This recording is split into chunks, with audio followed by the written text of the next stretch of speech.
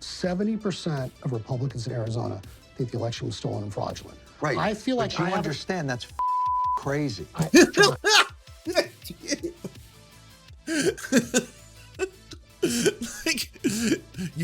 you want to do this? Let's speak frankly. I'm gonna come real close. Okay, let's get a little bit personal here, John. I'm gonna ASMR you for a little second here.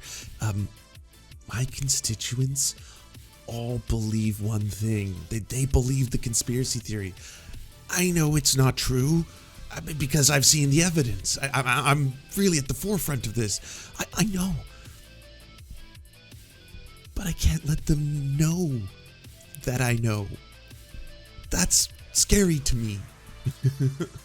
Like, yeah, you realize this is insane.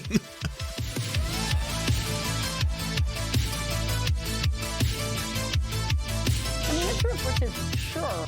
But they're not sitting at home all day watching it because they have jobs and kids and parents and commute. Yeah, she's a good So lib. one of the things that I think people don't know about politics that I really struggle with is we are not allowed ethically under the House ethics rules to use footage of us doing our jobs in our campaigns.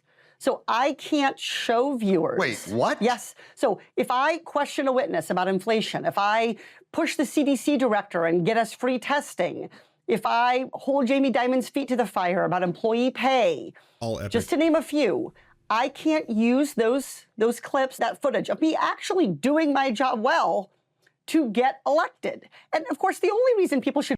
Well, that's where we come in. By we, I mean, progressive media. So maybe I'll make a little supercut that I can put onto the Twitter so people can see how base she is and then be like, oh, shit, okay, I want to vote for that. Vote for anyone, Democrat, Republican, or otherwise, is if they think they're going to do a good job.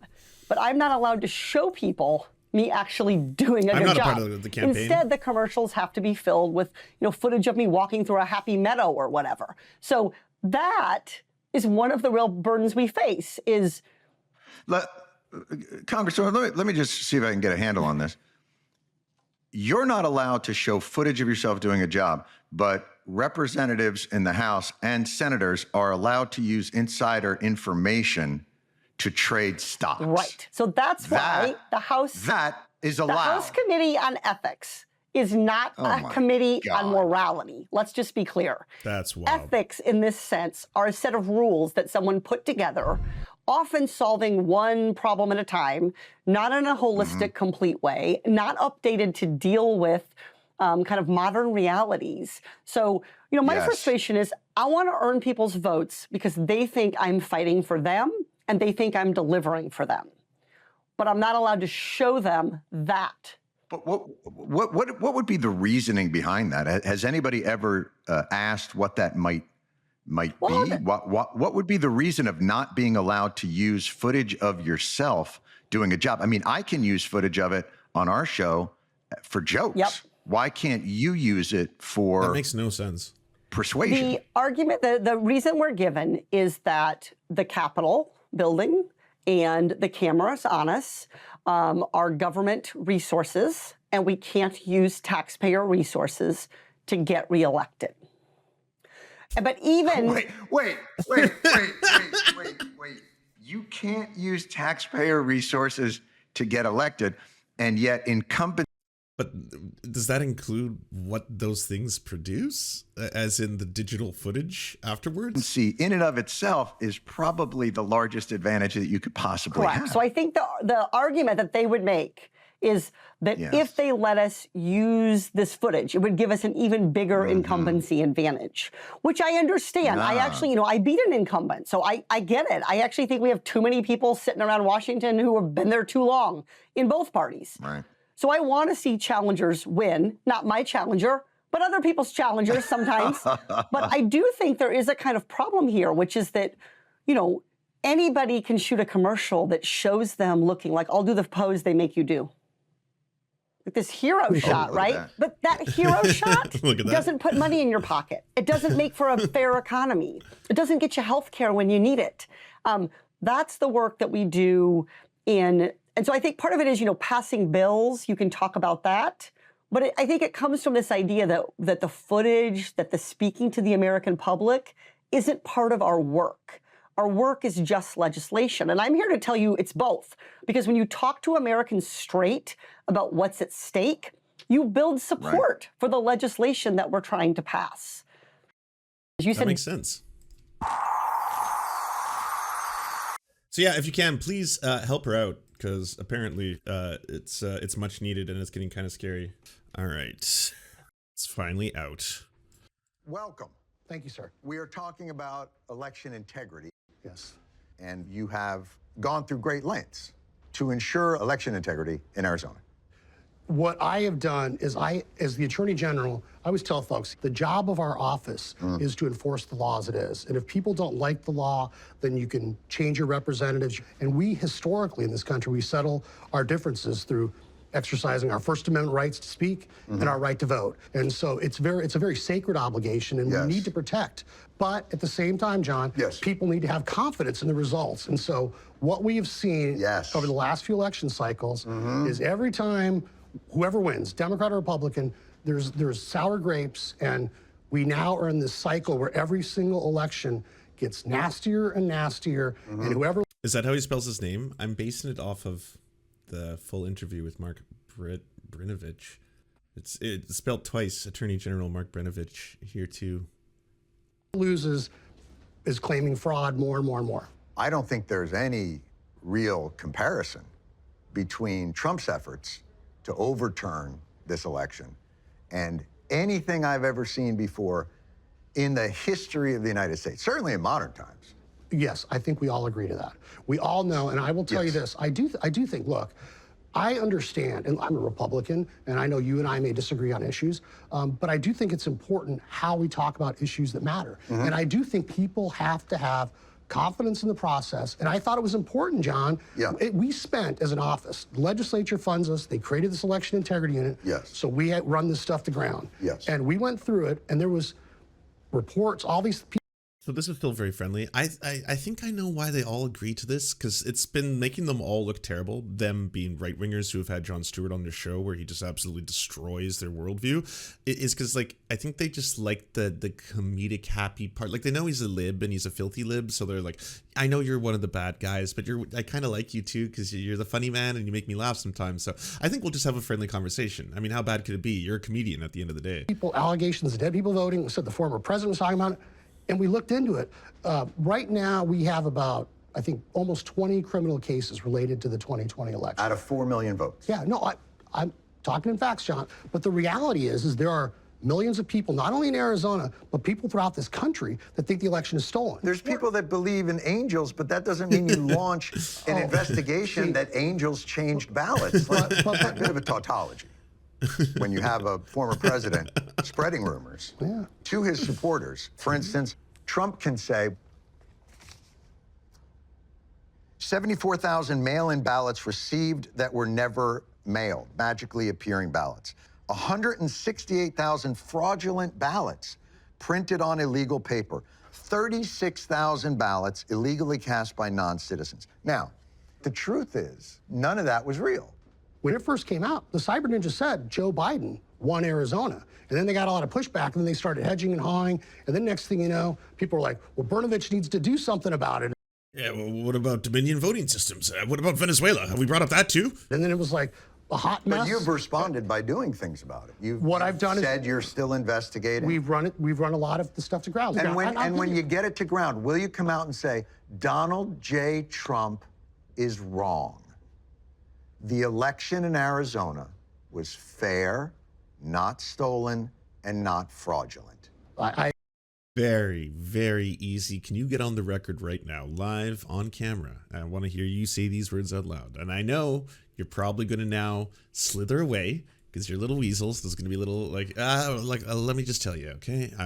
There's a dude who sells pillows, my pillow guy, and he has some ideas and some thoughts that should be listened to.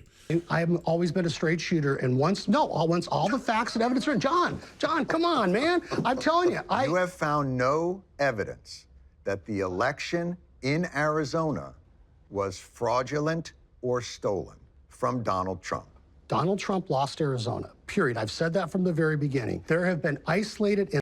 See, twice now. You gotta just be like, please stop talking. This is pretty cut and dry. So you're just going to have to now get on the record. I'm going to lay it out in very plain English. Here we are. Incidences thus far that we've identified Yes. and we are prosecuting. Yes. We still have some active investigations going on, but people can draw on the their own main, conclusions. There is no, people cannot draw their own conclusions. That's the point of the law. Yeah, it is. The law is that you have facts Right. and you have fiction. Right.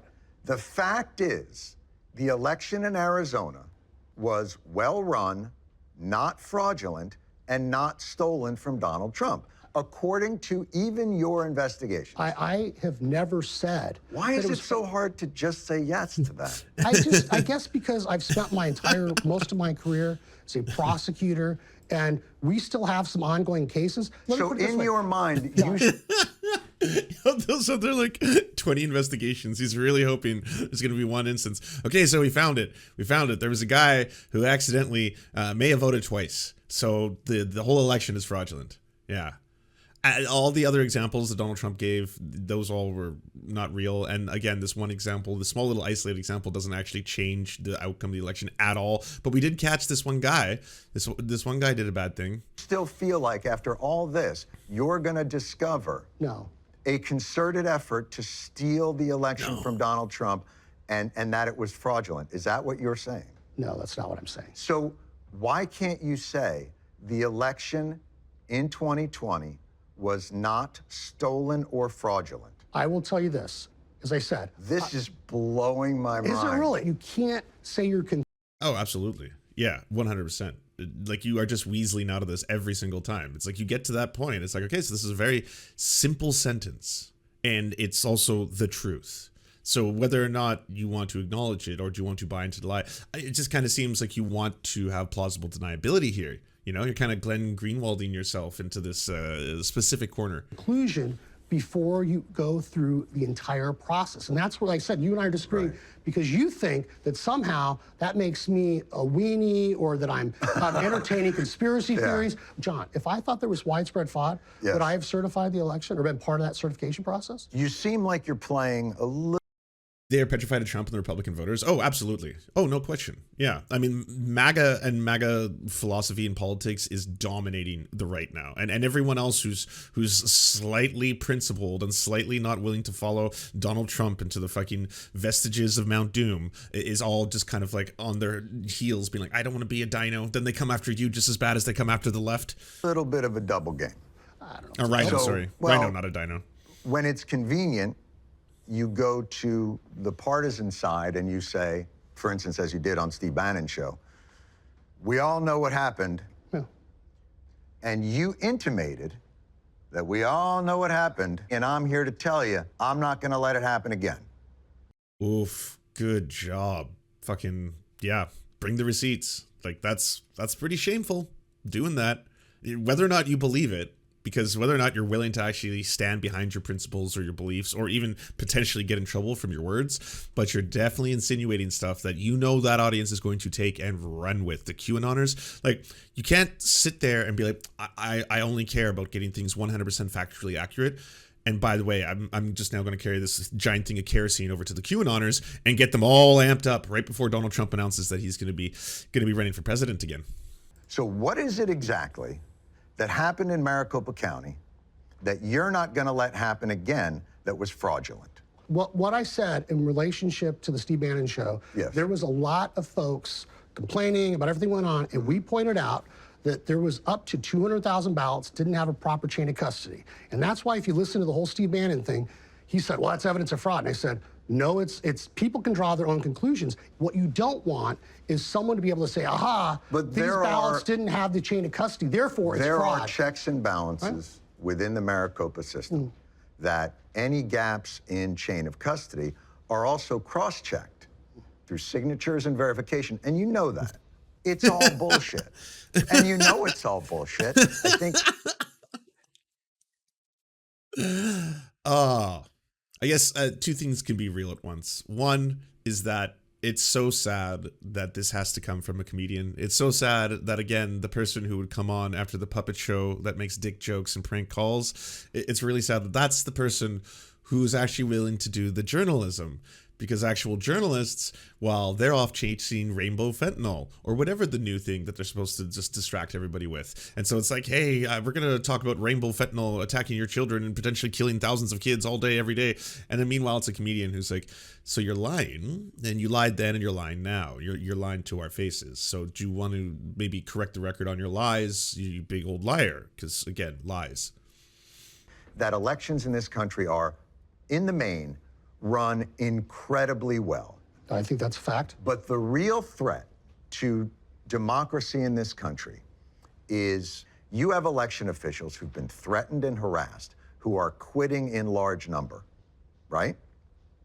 And what the legislature has done has made giving someone an absentee ballot that didn't ask for it a felony. I can't tell you, our office received hundreds, thousands of calls and emails. I've gotten death threats. In fact, there's someone that just got indicted for threatening me over the 2020 election. So I know what it's like to be threatened. I know what it's like to have people literally threatening to kill you. So have election officials and vote recorders and all kinds of people. Yeah. Why hasn't there been the same hundreds of thousands of dollars spent on criminalizing those threats to democracy as felonies, when all you've done is give credence to the conspiracy theories? I know there's been some stories about how much time and money we've spent on these investigations. Look, I'm not the legislature. When you have a legislature that says, we're going to fund election integrity, you have an obligation to investigate these complaints. That's right. So that's the hand I've been dealt. Right. So you're saying you just have to do what the legislature's doing, and if the legislature's screwy, that puts you in a tough position. Is that what you're saying? I think we can agree on that. So it's dangerous to just allow. He's getting pissed off. You can start to tell that the shield of just basically being in perfect. I'm going to respond to you with a non-answer right now, a prepared one. I was kind of expecting you to go there. Okay, so I'm going to respond to you with another prepared answer. I'm going to move the goalposts. I'm going to distract you. I'm basically going to talk about something else. I'm going to talk about what I want to talk about rather than address what you have to say. But now it's kind of like...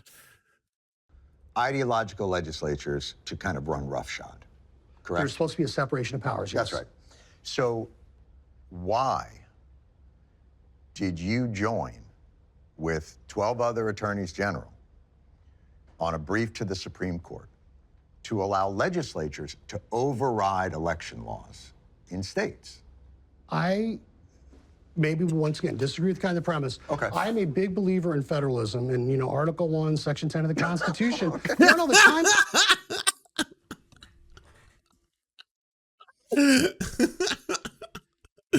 Oh, it's so funny because what he just said previous, he's like, oh, well, I'm not actually part of legislation, so I don't have anything to do with that.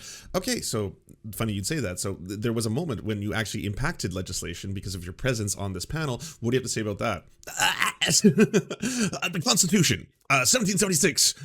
Place and manner, John. I know you think Sure. I mean, it's these are serious. It's just all conveniently lining up. Do you understand my point? I do. This all conveniently lines up when you have a group that's not looking to shore up the security of elections, but to change the results to their favor, is a bigger threat. But all I've seen is work in that direction, and no work in the direction of protecting the safety of election workers, vehemently convincing election deniers that the evidence so far scared. Does not support He's so them. scared of pissing off whether the they're MAGA. an election official, whether they're a police officer, no one that's doing their job in a public service should ever feel threatened. And we should do everything we can. But you're not. I am, though. See what you're saying out loud right now? Yeah, that's politics. You're saying slogans. It would be awesome if these things could happen. We should work hard to make sure they do. And it's like, okay, so you have power to affect that, and you're not doing it. That's what's happening. That's not true, John. They're quitting. John, but we are doing everything we can. I mean, you're not. Yeah, we are. No, you're wrong. Well, this is so good. I got to watch it again. No one that's doing their job in a public service should ever feel threatened. And we should do everything we can. But you're not. I am, though. That's not true, John. They're quitting. John, but we are doing everything we can. I mean, you're not. Yeah, we are. No, you're wrong. You're doing everything you can. Look, we're speaking frankly. 70% of Republicans in Arizona think the election was stolen and fraudulent. Right. I feel but like you I understand that's fucking crazy. John,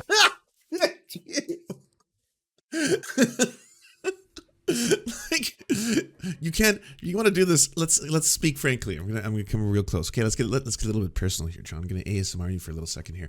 My constituents all believe one thing. They believe the conspiracy theory. I know it's not true because I've seen the evidence. I'm really at the forefront of this. I know.